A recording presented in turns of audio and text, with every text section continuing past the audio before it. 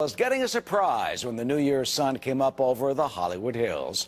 Someone used tarps to change the O's in the iconic Hollywood sign to E's, so as you can see, it read Hollyweed. You know, voters in November legalized recreational marijuana use in California. But police say that vandal who was wearing all black was caught on surveillance video at about 3 in the morning, and that suspect could face misdemeanor trespassing charges. But thankfully, the suspect did not, it seems, permanently change that famous sign. Well, U.S. officials are grappling with a massive spike in illegal immigration. New data shows a 15% surge in the last fiscal year. Adam Housley is live in Los Angeles with more. Hi, Adam. Hi, Patty. And yeah, we've seen this before, in recent decades, but this is most recently similar to what we saw in 2014. With the surge mostly coming from Central and South America, in fact, specifically from several countries in Central America where crime and violence continues to grow, countries like El Salvador, Honduras, and Guatemala. Some human rights advocates have even actually urged the administration to treat this as a refugee crisis. There was some of the same criticism lobbied toward the Obama administration back in 2014 for a lack of message in Central America to try and deter illegal immigrants from coming north to the U.S. The trek, of course, very perilous to make that move coming across Mexico, with it's trying to crack down on its southern border. Wide reports of robberies, rapes, and, of course, the cartels and their involvement in human smuggling. Now, according to the numbers that were released last Friday by the feds, total apprehensions across the country jumped by 67,000 as compared to 2015. Homeland Security officials apprehended 530,250 illegal immigrants and sent about 450, almost 451,000 back to their home countries over a 12-month period that ended in September. Now, the majority of those apprehended come from Central American countries and include 137,000 families and also some unaccompanied children. Border Patrol arrests alone were up 23% this year. Now, Homeland Security points out a lot of these numbers, again, come due to the problems that were happening in Central America. They point to problems back in the 80s when numbers were large as well. But this is very similar to what we saw, again, just 2 years ago. And also, they say there's two different other variables playing into this. One, this is something that's been going on with the U.S. and with this current administration, but also with, of course, the new president coming in and his crackdown he says he's going to have on the border. Patty Ann. Adam Housley, live in L.A. Thanks and Happy New Year. Well, the intense manhunt continues across Turkey as ISIS claims it carried out that deadly nightclub massacre. We'll have the very latest from the White House next. A manhunt is underway for a killer as ISIS claims responsibility for that New Year's Eve massacre in Istanbul. Happy New Year, everyone, and welcome to a brand new hour of America's Newsroom. I'm Patty Ann Brown. And Patty Ann, Happy New Year. Thank Good to you. work with you today. We're working. Hopefully you are not. Well, I'm Eric Sean. Bill and Martha are off today. Well, that shooting rampage in the crowded nightclub has left at least 39 people dead. Dozens more were wounded, including one American who said he played dead to save his life. That killer escaping in all the chaos. Well, Shannon Bream is live at the White House with the latest for us on the search. Hi, Shannon. Hi, Patty Ann. Well, I can tell you this. Right now, there are 8 people, according to Turkish state-run media, who are in custody. They are being questioned in Istanbul, apparently being taken in by anti-terrorism squads who had been fanned out and looking for those responsible. Right now, ISIS is claiming responsibility. A news agency affiliated with the group calls the gunman a soldier of the caliphate, says he opened fire where Christians were celebrating, quote, their pagan feast. Dozens of other people have been detained over the last couple of days after Turkish authorities say they had been in contact with ISIS. 25 of them were formally put under arrest. The search, though, for the gunman and others continues. That gunman apparently escaping after the attack. There are reports it's believed he could be from either Uzbekistan or Kyrgyzstan. Patty Ann? We're hearing from the administration. We are told the president, of course, was briefed after the attack and asked to be updated as new information comes in. He has also expressed his condolences to everybody impacted by this and directed his team to help Turkish authorities in any appropriate way. We've also heard from the National Security Council spokesman Ned Price, who said this, quote, the United States condemns in the strongest terms the horrific terrorist attack at a nightclub in Istanbul, Turkey, which has left dozens dead and many more wounded. That such an atrocity could be perpetrated upon innocent revelers, many of whom were celebrating New Year's Eve, underscores the savagery of the attackers. We offer our thoughts and prayers to the families and loved ones of those killed and a speedy recovery to the wounded. As you know, the president has departed Hawaii on his way back here. He's due to land back in the U.S., we believe, shortly before noon. He has announced via email that he does plan to give a farewell speech next week in Chicago. Email says in part, quote, "I'm just beginning to write my remarks, but I'm thinking about them as a chance to say thank you for this amazing journey, to celebrate the ways you've changed this country for the better these past 8 years, and to offer some thoughts on where we all go from here." And to where we go from here, by the way, he'll be meeting later this week, I believe Wednesday, on Capitol Hill with Democratic leaders in both the House and Senate in an effort to bolster up the fight. He wants to make sure they have a combined and coherent strategy to fight back to save Obamacare, which, of course, is in the crosshairs of the GOP and incoming President-elect Trump. Patty Ann. All right, Shannon Bream, live at the White House. Thanks. And for more on this, let's talk with Alex Pappas, who's breaking news editor for the Washington Examiner. You know, Alex, from the Istanbul airport bombing to the assassination of the Russian ambassador last week, I mean, Turkey has suffered a string of terrorist attacks. Is this the result of President Erdogan really turning a blind eye for so long to the radical extremists who flooded over his border to join ISIS?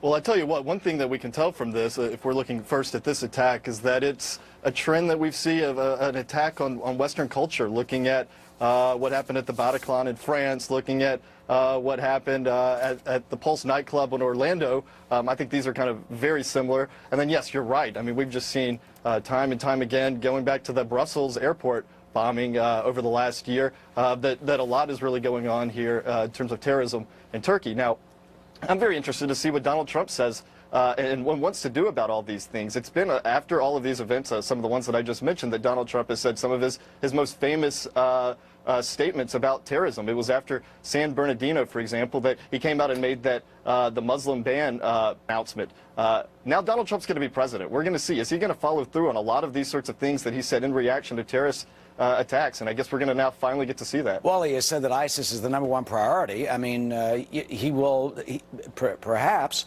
cooperate with Russia in going after them in Syria. And we've just seen at the United Nations a Russian-Turkey resolution to try to end that. And some are worried, frankly, that we may just, give in to Moscow in the sake of going after ISIS itself.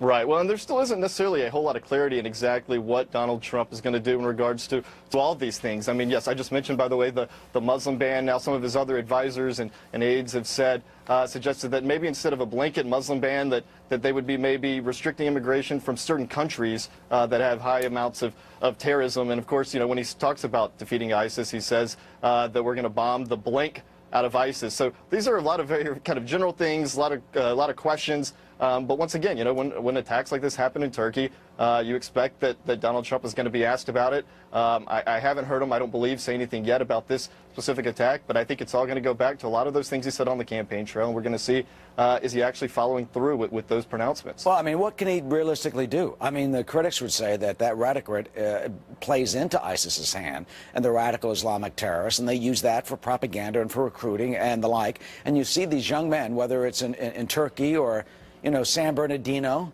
or elsewhere, as you say, attacking Western civilization.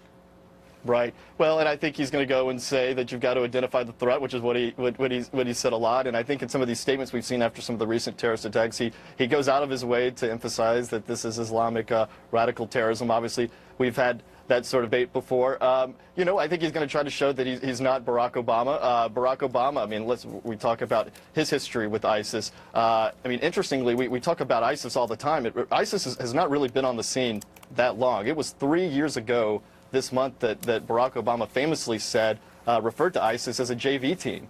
I mean, and just look at everything that has happened since then. Dozens of terrorist attacks across the world, including a number of ones that have hit close to Americans. I mentioned Orlando, San Bernardino. A lot of Americans were affected by what happened in Brussels, what happened in Paris. And what do you think he could have done? I mean, there were calls several years ago, to bomb the runways, for example, in Syria, to stop the barrel bombing, to try and get a cap on all this before it exploded and spread like a cancer from Syria to Europe to the United States.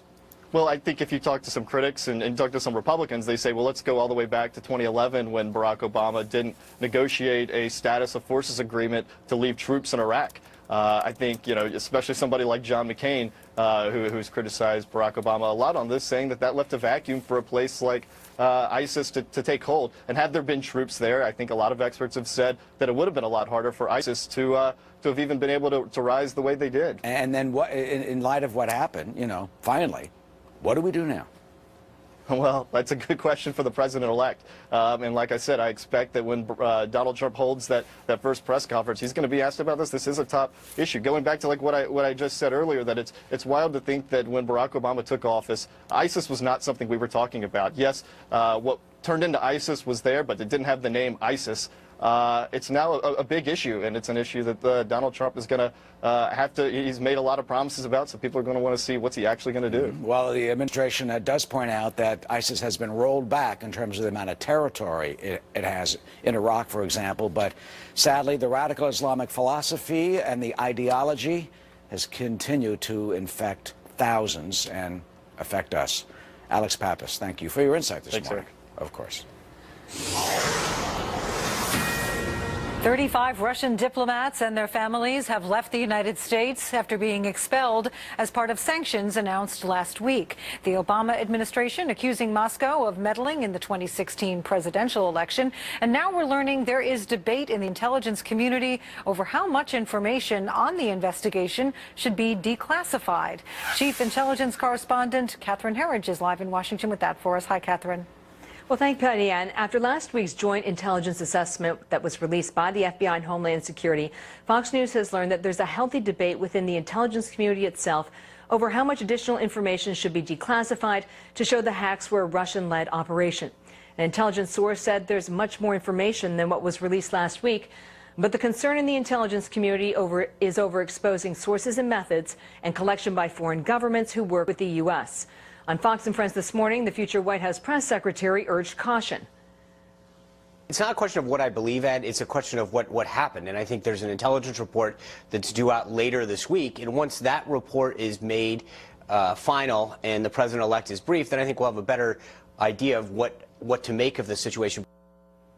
The key issue here is intent and motivation, which are very high thresholds to cross, and neither were fully addressed in last week's joint assessment from the FBI and Homeland Security. And for some context, in the past, the Russian government has strenuously denied events, and in one case, the U.S. government was forced to declassify highly sensitive signals intelligence to make its case to the public. Patty Ann.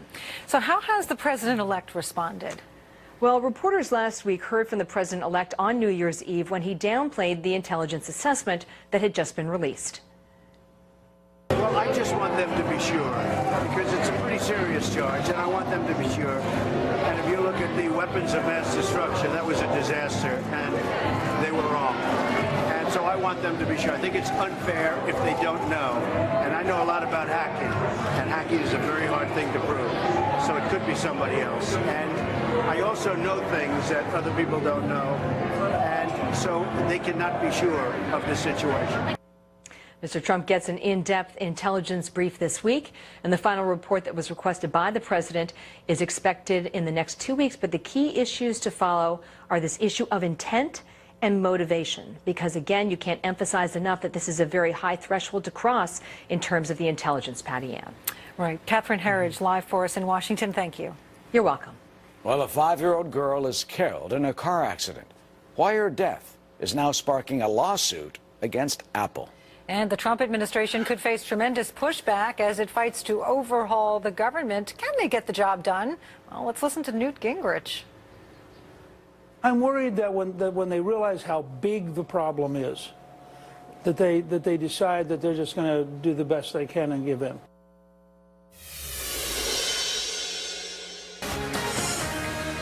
President-elect Donald Trump facing a monumental task as he prepares to move the country in a new direction. Trump advisor Newt Gingrich says his biggest fear is that the new administration will cave into pressure before the job is done. That they will lose their nerve. I mean, look, they're going to arrive in Washington, and for them to be successful, they have to stake out positions that Donna will not like and the left will hate. And my deepest concern is they're going to arrive And you're going to have the Greens going crazy over at EPA and Interior. You're going to have the government employee unions going crazy about civil service reform. You're going to have the teachers union going crazy over school choice. And these are pretty non-negotiable. I mean, if you're serious about school choice, there is no agreement with the teachers union. It's not you're worried that he gets squishy, that he... I'm worried that when they realize how big the problem is, that they decide that they're just going to do the best they can and give in. All right, joining us now, Lisa Booth, a contributor to the Washington Examiner and president and founder of High Noon Strategies and a Fox News contributor, and David Goodfriend, a former deputy staff secretary for President Clinton. Thank you both for joining us. Thank you.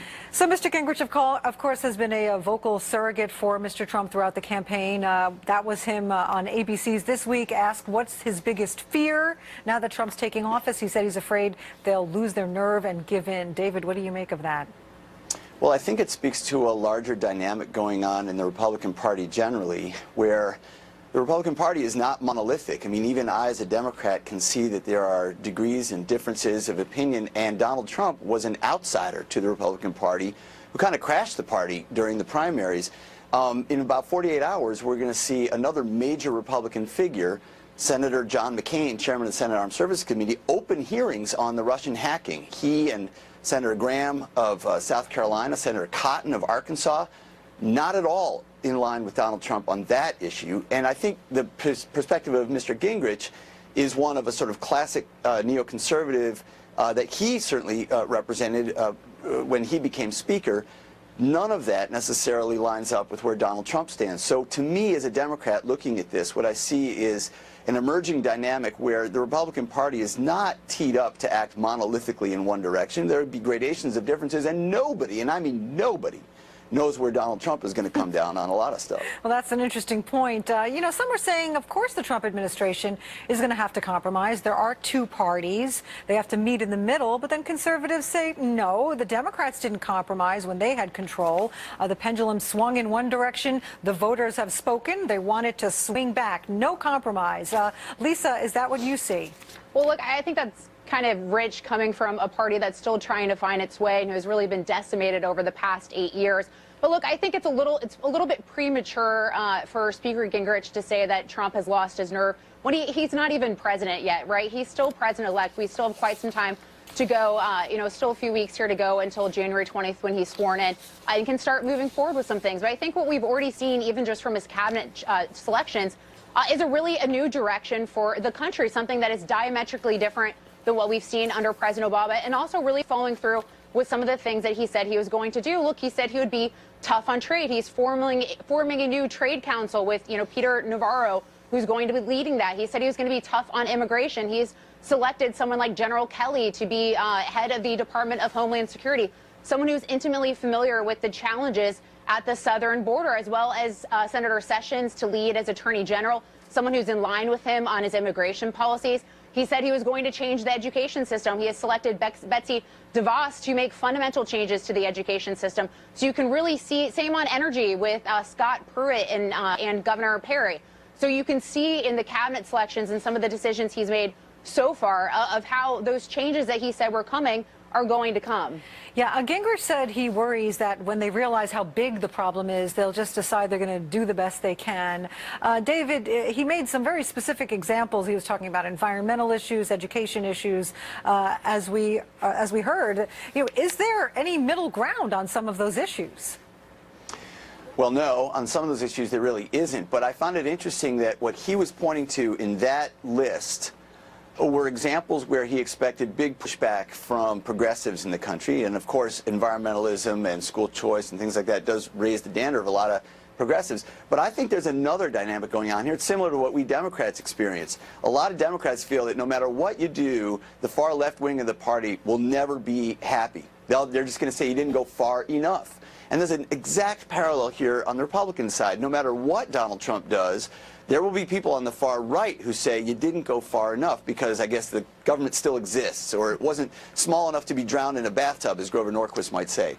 There's always going to be somebody who's a purist who says, I'm sorry, but this was not enough. And look, this is a big country that's got more than 2 centuries of history. No one president completely dismantles or completely builds the federal government. They build upon each other. And we have movement of a few percentage points of GDP one way or another.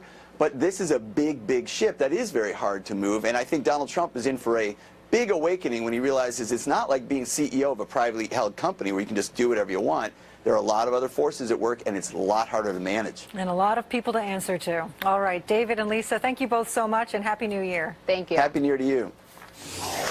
Well, ISIS has been claiming it targeted that Istanbul nightclub on New Year's Eve, killing 39 revelers and leaving many more wounded. You know, it is just the latest terrorist attack in Turkey after a very violent year in that country. Coming up, our next guest explains why the Islamic State seems to be getting stronger in one of our NATO allies. What happens when you give top designers an And we have a Fox News alert. ISIS has been claiming responsibility for that massacre at the Istanbul nightclub on New Year's Eve. As you know, a gunman still on the run at this hour. Well, he killed 39 people and wounded at least 70 others. The attack ending a very violent year in Turkey that has seen a string of violent terrorist attacks by radical Islamic terrorists. Joining us now is Walid Faris, Fox News Middle East terror analyst, author of Future Jihad, and the former policy advisor to President-elect Trump's campaign. Walid, are these attacks from Istanbul airport to the bombings, to the assassination of the Russian ambassador? I asked a guest earlier if it's really a tragic blowback for Istanbul sadly turning a blind eye for all those years to the radical Islamic ideology, letting all those militants and extremists just flood over the border to Syria as a gateway to embolden ISIS itself. Eric, in a sense, yes, but let's look into the detail. Of course, when ISIS claimed this operation, they're talking about this is against the infidels, against the apostates, and all of the narrative that is jihadi. But they don't conduct an operation only on the ground of the jihadi narrative. They are sending a strong message to Turkey to let go of its own ambition inside Syria over their own territory. It's more of a geopolitical situation. ISIS has profited, of course, of the support that came to Islamist militias. But even within the Islamist militias, you have those who are friendly to Turkey, those who have accepted the ceasefire with the Assad regime, and those like ISIS who wants to have their own regime. They're not interested in being controlled by any other faction. Therefore, they are striking inside Turkey to send a message, stay away from us, is their message. So you see this as really a specific reaction and perhaps retaliation by ISIS, if indeed that claim of responsibility is true, to the UN resolution that Syria and that Turkey has worked with Russia in Syria? If indeed it's ISIS, most likely it looks like it is, but we have to be very careful here. If indeed it is, then yes. What Turkey and Russia have agreed on is that their allies in Syria will have to go into a ceasefire. But that means that there is a third party in Syria which is not covered by the ceasefire, and that's ISIS. It's as if Russia and Turkey said, we're not going to touch each other's forces, but what we're going to do is both of us work against ISIS. So ISIS is saying, all right, I'm going to deter you. I'm going to strike into the heart of your economy, because tourism is one of the main components of Turkish economy. Well, can ISIS also strike at Moscow and at Russia for what it's been doing? Well, there was the assassination of an ambassador. And of course, the Russians are very clear as to the threat of ISIS is not just in Syria or Iraq for them. It could go all the way to Chechnya, to Dagestan, to other places, and we've seen examples in the past. And how does this fit in what the president-elect wants to do in terms of going after ISIS specifically, and what it means in terms of Syria and Assad's, basically they won. I mean, Assad won, you know, Russia won, and you know what that means. That also means that Tehran has won with the ceasefire after this tragic, unbelievable humanitarian catastrophe. Yes, Eric, you know, and we discussed it before, the options in Syria and in Iraq, mostly in Syria, are not that easy. On the one hand, you have the Islamists and the jihadists, a whole jungle of those. On the other hand, you have the other jihadists, which are Hezbollah and pro-Iranian militias and what have you. Either one wins, and the international community, civil societies, and the United States are losing. So now we are still under the current policy of the administration, which is basically we have been excluded from these negotiations, discussions that became a resolution between Russia, Iran, Syria, and Turkey on the one hand. We are out. now we're going to wait for the next administration to come to assess the situation. One consensus I can see, at least, between us, the Turks, and the Russians is to get rid of ISIS. But then you have the major question, what would replace ISIS? Would it be these fellows or the others? And that's a tough call. Well, I mean, what do you expect? Here's what the Wall Street Journal says in a startling editorial, basically, saying the peace of vultures in Syria. Russia, it says, also enhances its growing status as a Middle East power, further pushing America to the sidelines.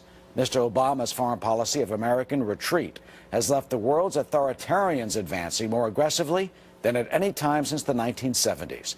The tragic lesson of Syria is that when the eagle flies away, the vultures move in. Well, the vultures have won, so how does this change under President Trump? That's right. That's a very good description. The eagle is out, but the eagle, a bigger eagle, is going to come in. Now the choices are where we're going to fly, who are our allies. And of course, there are some limitations. People can win. I mean, now Russia, Iran, Hezbollah, and Assad are winning the game, but they have limitations. How long can Assad sustain the occupation, not the occupation, the domination of 5 large Sunni cities? How long can Russia sustain having its forces in Syria being bled without an agreement? So the Russians, too, though they are gaining, they would like to see a solution. But that solution for everybody goes through the dismantlement of ISIS first and then moving in with moderate forces. Otherwise, we will be repeating the war again. And the Russians and Iranians have been suffering losses in Syria that they don't really talk about. So you're right, Waleed. We'll see how long that can last. Waleed Ferris, good to see you and Happy New Year.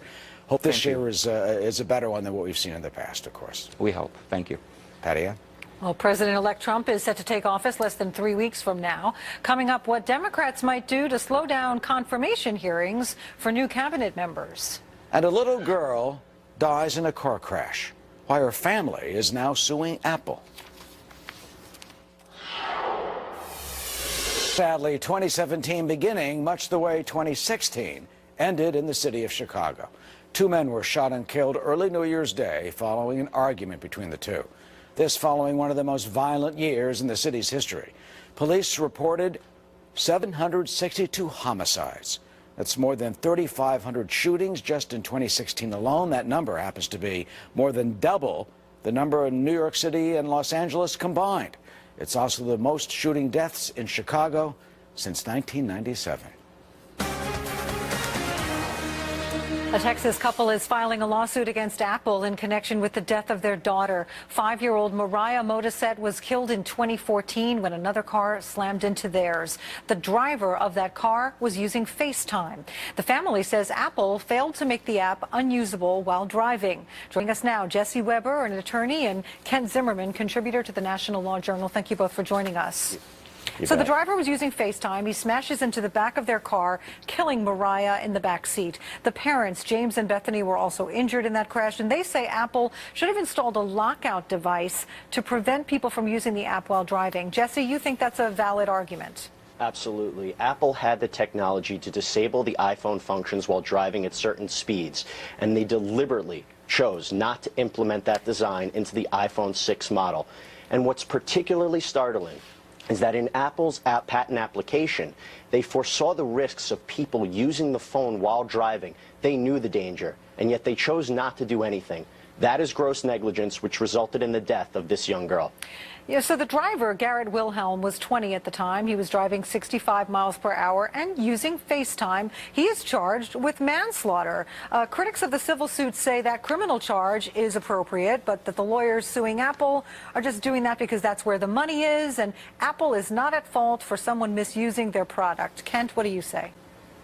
You know, I think this is one of these stories, Patty Ann, that so many people can relate to. On the one hand, you've got this beautiful little girl whose life was taken, and on the other hand, you've got this urge to take a peek at your phone while you're driving. A lot of people have felt that urge.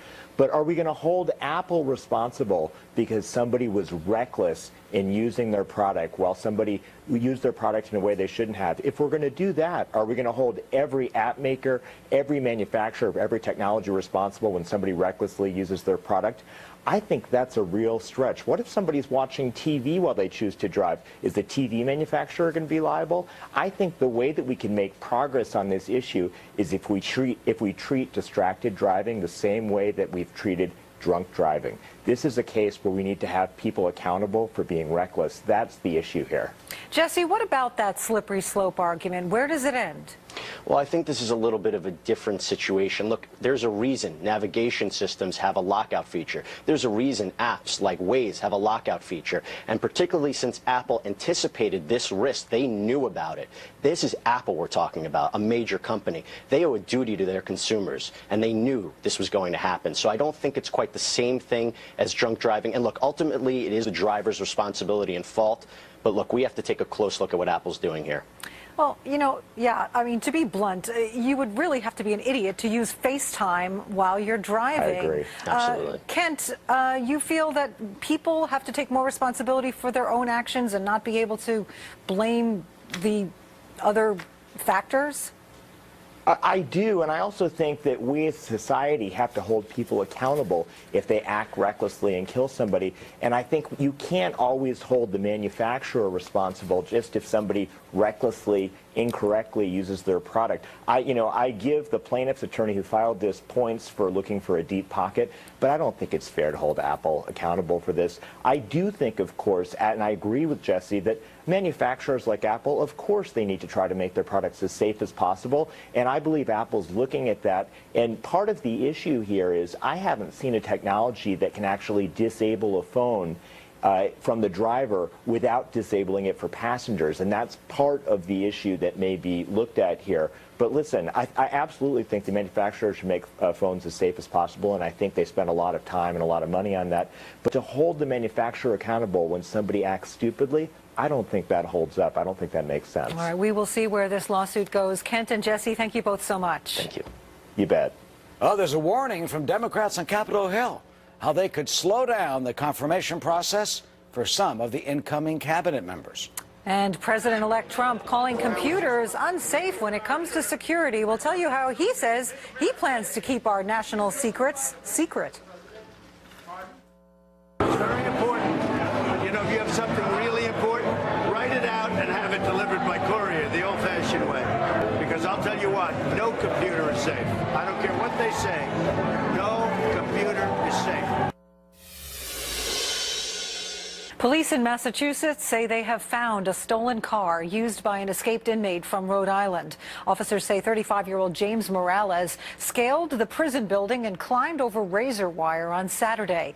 They think he went to Attleboro, Massachusetts, and stole the car. Morales was serving time for stealing 16 guns from a U.S. Army Reserve Center. He also faces child rape charges. He's 6 feet tall, 175 pounds, with an eagle tattoo on his neck.